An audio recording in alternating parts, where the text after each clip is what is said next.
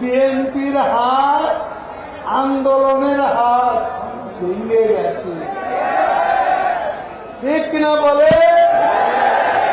এখন কি করছে? এখন পরজীবী, পরনির্ভর।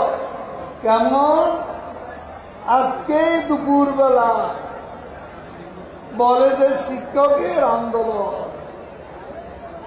তার সাথে তারা আছে। কোটা আন্দোলন গতবারও ছিল, এবারও আছে।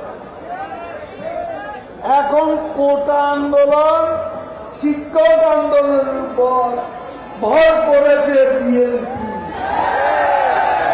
কাজ হবে? আন্দোলন হবে? পরের উপর নির্ভর করে আন্দোলন হয়? কোনদিনও